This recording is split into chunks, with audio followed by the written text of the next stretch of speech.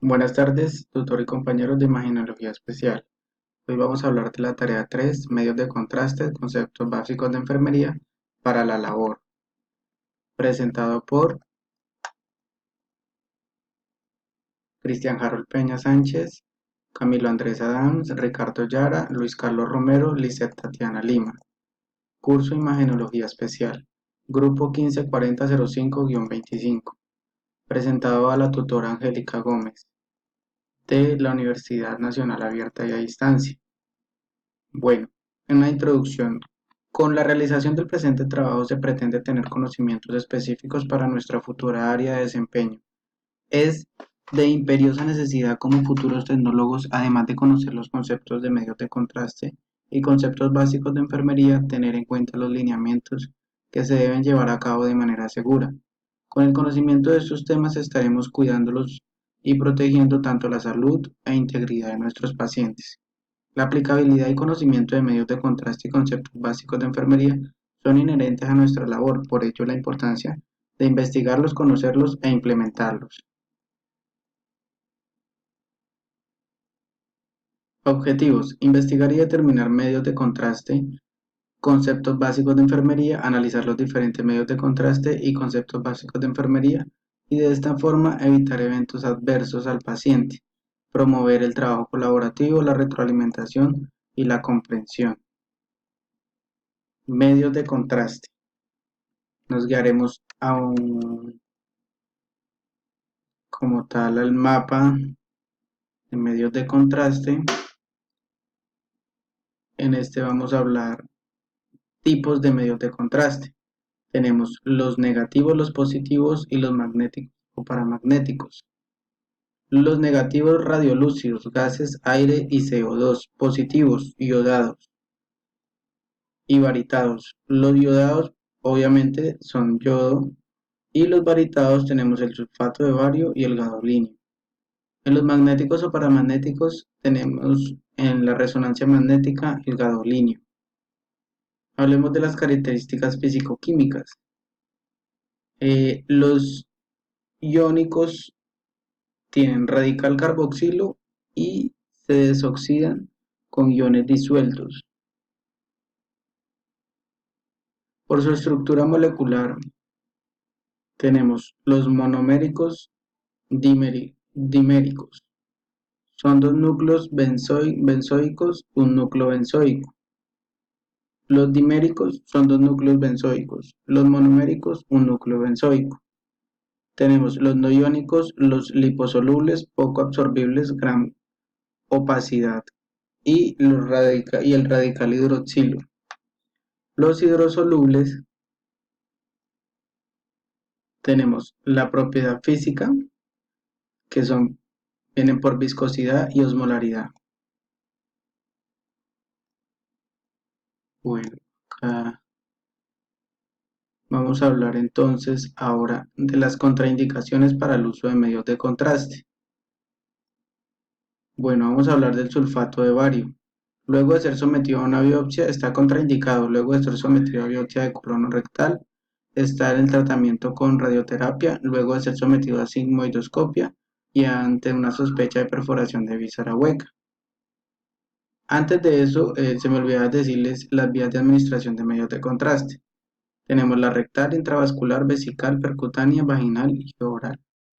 Entre los yodados están contraindicados en, en estado de gestación, alergia al yodo, menores de 1 año, pacientes diabéticos, hipotiroidismo no controlado, pacientes diagnósticos con mieloma múltiple, en pacientes con cirrosis hepática mayores de 75 años, compromiso de deterioro de la función renal, deshidratación, hiperuricemia, hipertensión de difícil manejo y enfermedades cardiovasculares. El consentimiento informado es el acto por el cual el paciente acepta o rechaza la administración del medio de contraste. Se logra después de que se le ha explicado al paciente las posibilidades y complicaciones de ellos. En el tratamiento de las reacciones adversas tenemos las náuseas, la urticaria, el broncoespasmo, el edema faríngeo, la hipotensión aislada y la hipotensión bradicárdica.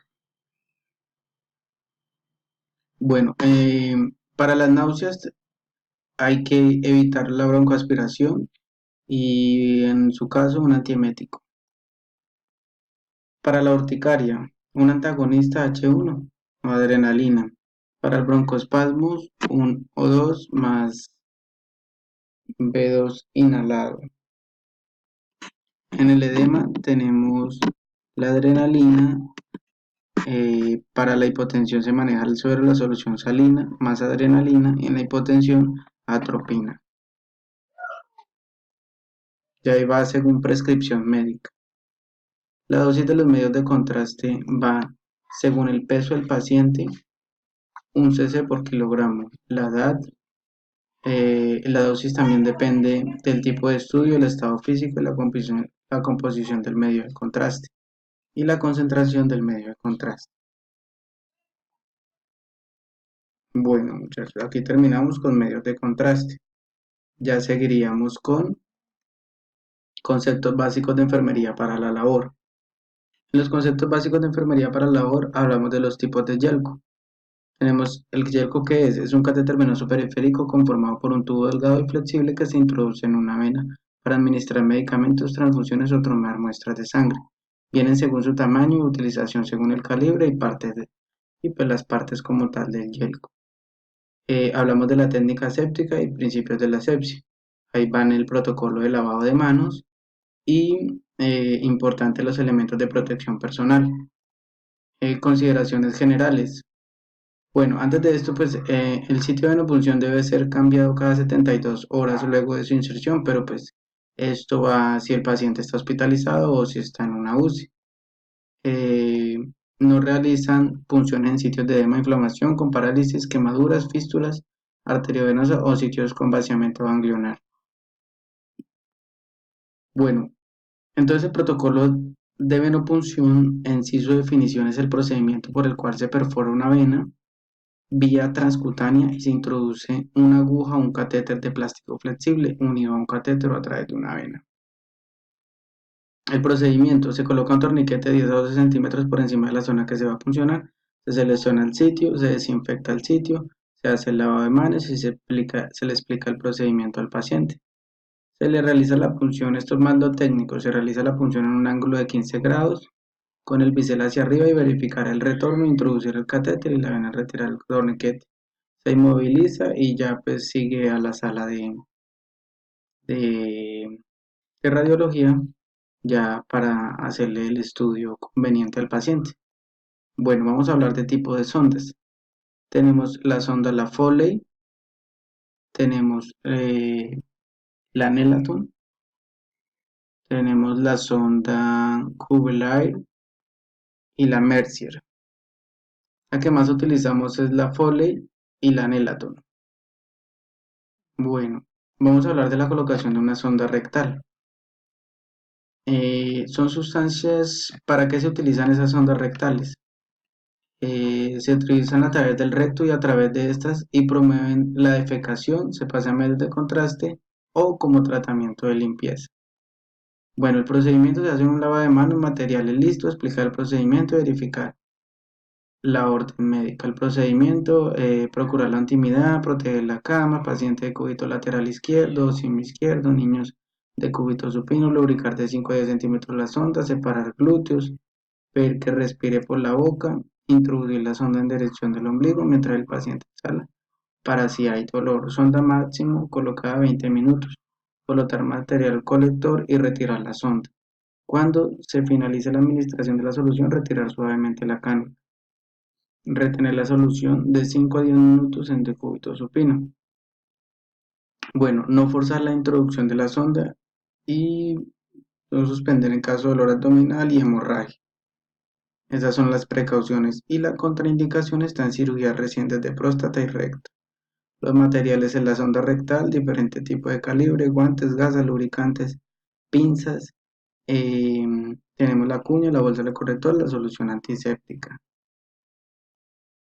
Bueno, entonces vamos a hablar de la colocación de la sonda vesical. La indicación: una obstrucción del tracto urinario, pacientes con vejigas neurogénicas, casos de retención urinaria, administración de tratamientos intravesicales, postoperatorios urológicos, fístula vesical y hematuria franca. Bueno, tenemos el procedimiento en la mujer.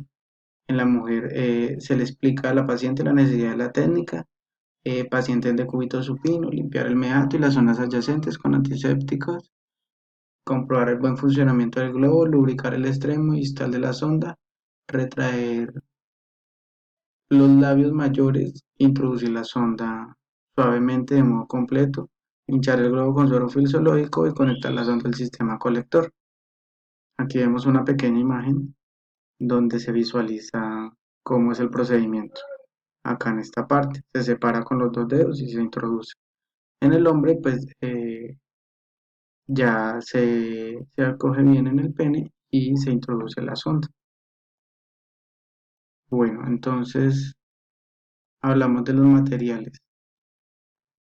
Sonda Foley y empaque se menciona dos pares de guantes, las estériles, solución antiséptica, yodopovidona, lidocaína, bolsa de recolección, jeringa, fijación con esparadrapo y antes que nada explicar al paciente que consiste en un procedimiento. Ok, con esto ya terminamos los conceptos básicos de enfermería. Bueno, entonces acá seguimos, pues ya hablamos entonces de los conceptos básicos. Voy a hacer una pequeña conclusión. Es necesario que nosotros como estudiantes de radiología conozcamos y apliquemos los diferentes medios de contraste y conceptos básicos de enfermería, los cuales son de vital importancia al momento de ejercer nuestro trabajo como profesionales, además de conocer los conceptos de medios de contraste y conceptos básicos de enfermería. Debemos prevenir y cuidar al paciente, ya que la mala práctica puede generar efectos nocivos para la salud de ellos. Muchas gracias por la atención.